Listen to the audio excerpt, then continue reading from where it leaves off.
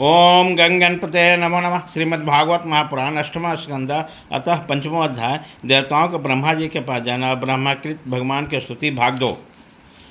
या तो देवता और ऋषिगण भी उनके परम प्रिय सत्यमय शरीर से उत्पन्न हुए हैं, फिर भी उसके बाहर भीतर एक रस प्रगट वास्तविक स्वरूप को नहीं जानते। तब रजोगुण और तमोगुण प्रधान असुर आदि उन्हें जान ही कैसे सकते हैं। उन्हीं प्रभु के चरणों में नमस्कार करते हैं। उन्हीं की बनाई हुई पृथ्वी उनका चरण है। हम पृथ्वी पर जरायु, अंडा, स्वेदज और उद्भिज, ये 4 प्रकार के प्राणी रहते हैं। वह परम स्वतंत्र परम असरशाली पुरुषोत्तम परम ब्रह्म हम पर प्रसन्न हो। यह परम शक्तिशाली जल उन्हीं का पिंड है। इसमें तीनों लोग और समस्त लोगों के लोकपाल उत्पन्न होते बढ़ते जीवित रहते हैं। वह परम ऐश्वर्यशाली परम ब्रह्म हम पर प्रसन्न हो। श्रुतियाँ कहती है चंद्रमा प्रभु का मन है। यह चंद्रमा समस्त देवताओं का अन्न, बल और आयु है। यह वृक्षों का सम्राट एवं प्रजा की वृद्धि करने वाला, ऐसे मन को स्वीकार करने वाला परम ऐश्वर्यशाली प्रभु हम पर प्रसन्न हो। अग्नि पूजा का मुख है। इसकी उत्पत्ति ही इसलिए हुई है कि वेद से यज्ञ आदि कर्मकांड पूर्ण रूप से संपन्न हो सके। यह अग्नि ही शरीर के भीतर जठराग्नि रूप से असमुद्र के भीतर वर्णवाल के रूप में रहने वाली अन्न, जल आदि धातुओं का पाचन करता है और समस्त द्रव्यों की उत्पत्ति भी उसी से हुई। ऐसे परमाश्चर्यशाली भगवान हम पर प्रसन्न हो, जिनके द्वारा जीव देवयान मार्ग से ब्रह्मलोक को प्राप्त होता है, जो वेदों के साक्षात मूर्ति या भगवान को ध्यान करने योग्य धाम है, जो पुण्य लोक होने के कारण मुक्ति के द्वार अमृतमय है और काल रूप होने के कारण मृत्यु भी है। ऐसे सूर्य जिनके नेत्र है वह परम ऐश्वर्यशाली भगवान हम पर प्रसन्न हो।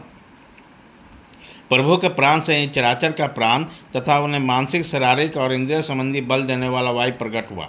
यह चक्रवर्ती सम्राट तो है, इंद्रियों का अधिष्ठाता देवता, हम सब उसके अनुचर। ऐसे परम ऐश्वर्यशाली भगवान हम पर प्रसन्न हो, जिनके कानों से दिशाएं, हृदय से इंद्रिया गोलक और नाभि से वह आकाश उत्पन्न हुआ, जो 5 प्राण अपान, उदान, समान और व्यान, 10 इंद्रिया, मन, 5 असुर, नाग, कृकिल, देवदत्त और धनंजय एवं शरीर का आश्रय है। वह परम ऐश्वर्यशाली भगवान हम पर प्रसन्न हो, जिनके बल से इंद्र, प्रशंसा से समस्त देवगण, क्रोध से शंकर, बुद्धि से ब्रह्मा, इंद्रियों से वेद और ऋषि तथा लिंग से प्रजापति उत्पन्न हुए।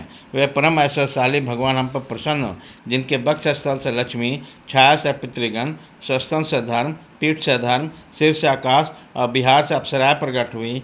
वे परम ऐश्वर्यशाली भगवान हम पर प्रसन्न हो, जिनके मुख से ब्राह्मण और अत्यंत रहस्यमय वेद, भुजाओं से क्षत्रिय, बल जंघाओं से वैश्य, उनकी वृत्ति व्यापार कौशल, चरणों से वेद, ब्राह्मण, शूद्र आदि सेवा वृत्ति प्रकट हुई। वे परम ऐश्वर्यशाली भगवान हम पर प्रसन्न हो, जिनके अधर से लोभ, ओष्ठ से प्रीति, नासिका से कांति, स्पर्श से पशुओं का प्रियकाम, भौहों से यम और नेत्र के रोमों से काल की उत्पत्ति हुई है। वह परम ऐश्वर्यशाली भगवान हम पर प्रसन्न हो। पंचभूत, काल, क्रम आदि सत्वगुण जो कुछ विवेकी पुरुष के द्वारा बाधित किए जाने योग्य निर्विचनीय या अनिर्वचनीय विशेष पदार्थ हैं, वे सब के सब भगवान की योग माया से बने हैं, ऐसा शास्त्र कहते हैं। वह परम ऐश्वर्यशाली भगवान हम पर प्रसन्न हो, जो माया निर्मित गुणों में दर्शन आदि वृत्तियों के द्वारा आसक्त नहीं होते, जो वायु के समान सदा सर्वदा संग रहते हैं, जिन्होंने समस्त शक्तियाँ शांत हो गई है। हम उन आत्मानंद के लाभ से परिपूर्ण आत्मस्वरूप भगवान को हमारे नमस्कार है। प्रभु, हम आपके शरणागत हैं और चाहते हैं कि मंद मन मुस्कान से युक्त उनका मुख कमल आपने इन्हीं नेत्रों से देखें और कृपा करके हमें उसका दर्शन कराए। प्रभु, आप समय समय पर स्वयं ही अपनी इच्छाओं से अनेकों रूप धारण करते हैं और जो काम हमारे लिए अत्यंत कठिन होता है उसे आप सहज में ही कर देते हैं। आप सर्वशक्तिमान हैं, आपके लिए इसमें कौन सी कठिनाई है। विषय के लोभ में पड़कर जो देहाभिमानी दुख भोग रहे हैं और कर्म करने में परिश्रम और क्लेश तो बहुत अधिक होता है, परंतु फल बहुत कम निकलता है। अधिकांश तो विफलता ही हाथ लगती है, परंतु जो कर्म आपको समर्पित किए जाते हैं उनके करने से ही परम सुख मिलता है। वह संग फल रूप में ही है।